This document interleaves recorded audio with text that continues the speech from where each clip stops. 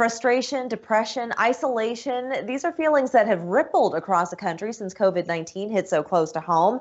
In many cases, we need to rediscover positivity when times get tough. Here to help us is Robert Mack, coach, speaker, author, also called the Celebrity Happiness Coach. Good to meet you. So nice to meet you. Is it like a switch that can be turned on and off? Happiness, positivity? It's a good way of putting it. Absolutely. We're born with a genetic predisposition for happiness or unhappiness, but it's totally changeable and malleable. Unlike hair color or eye color, you can change your happiness level. So absolutely, it's something you can do a lot about. Some people thrive when times are tough. They pick themselves up from their bootstraps, they face their challenges head on, while others want to just crawl under a rock and be depressed and never see the light of day. So why do others take that more pessimistic approach to life? And how do they change that? Why should they change that? Yeah, such a great question. We know that post-traumatic stress disorder gets most of the attention these days. When somebody experiences trauma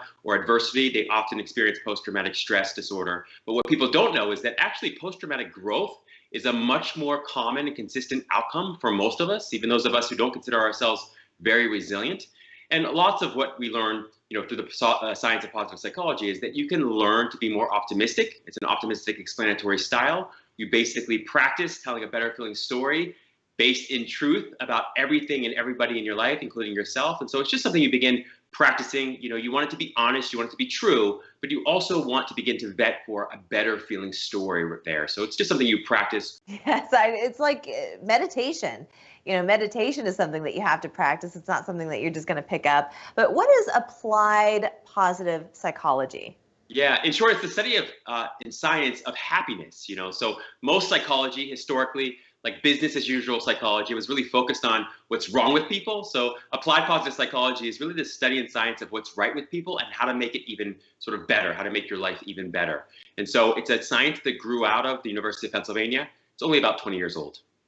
Interesting. Why do you think it took so much time to get to that place where we're now kind of focusing on happiness? I think in just pop culture in general, if you're not appearing happy, you don't get attention from people. You don't get the kind of fame. You always have to kind of put that happy foot forward. Yeah, it's so true, Layla.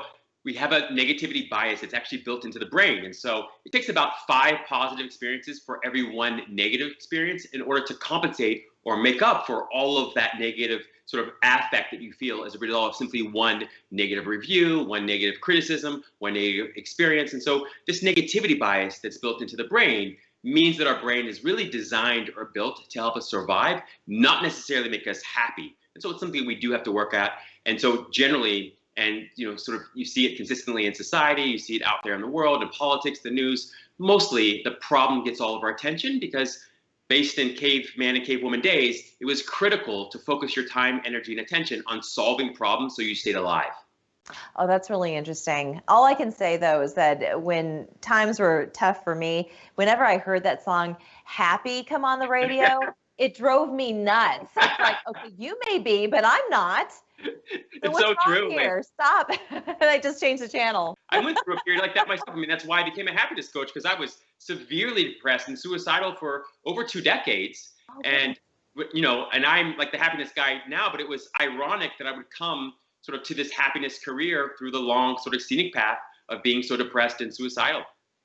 That's unbelievable. I truly, I can't even believe that. And you talked about practice, and I want to hear more about how you broke through all of that and what people can do to practice to have a happier mindset. So we're going to do that after the break. Don't go anywhere. Welcome back. We've been chatting with Robert Mack. He's a coach, speaker, and author who's also called the Celebrity Happiness Coach. And in a time when everyone's suffering to some extent or another, whether it's isolation, depression, COVID-19 has had a terrible effect on a lot of people's psyches.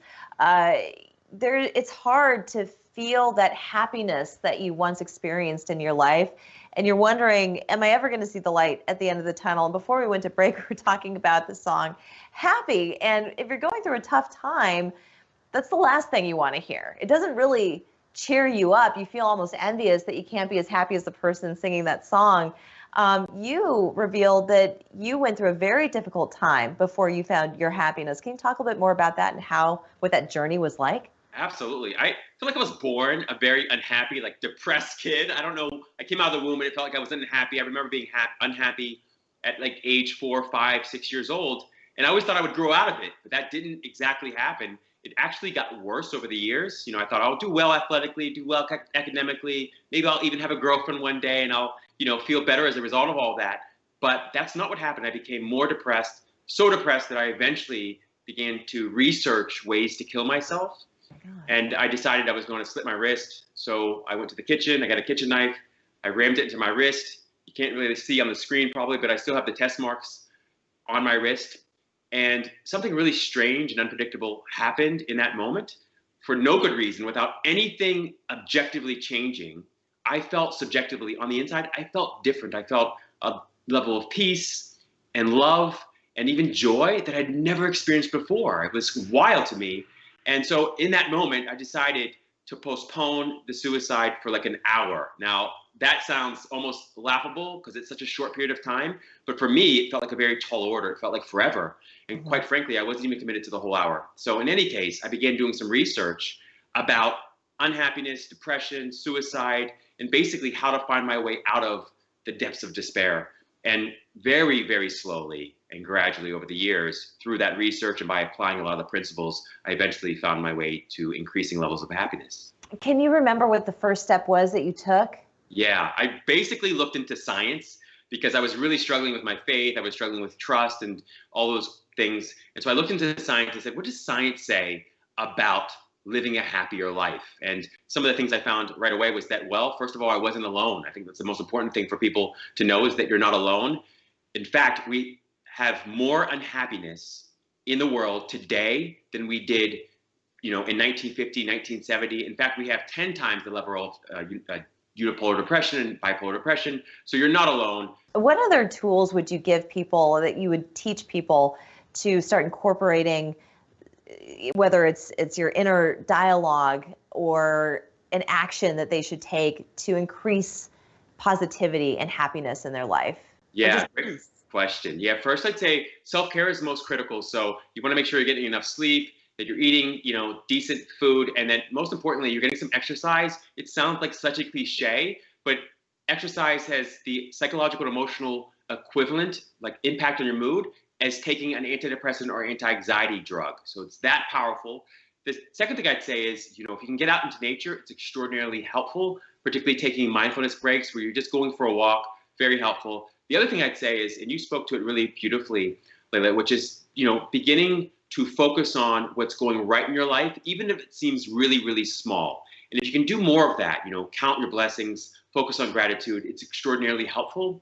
The other thing I'd say is that positive thinking is very helpful, although it can be very challenging. And so sometimes, if you can't be positive, try to be quiet. You can just simply be quiet. So as much as we want to think through our way through our lives, or worry our way through our lives, or plan and plot and script everything in our lives, sometimes the best thing you can do is simply take a breath from the stomach, and as you breathe in and out through the nose, simply try to enjoy that breath like it's the last breath you'll ever take on the planet. You never know, it could be. And so if you can do that more consistently throughout the day, especially when it's easy, within about 21 to 66 days, based on neuroscience, you will actually create a habit that's much more automatic and effortless, and you'll find it enjoyable too.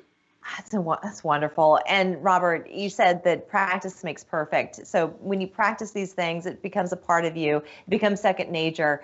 And that it's like meditation, really. You're not going to be an expert at it in the beginning. Just know that life can be long, and you need to just keep after it. Never give up. Yeah, it's true. Life is both short and long, especially if you're unhappy. And so with the micro meditation exercise that I just mentioned, the most important thing to do is to try not to get good at it. If you try to get good at it, that's the one thing that will prevent you getting good at it. So just focus on enjoying it. Perfect advice. Robert, I want to thank you so much for sharing your story with us. Thank you so much for having me. We're back in 2 minutes.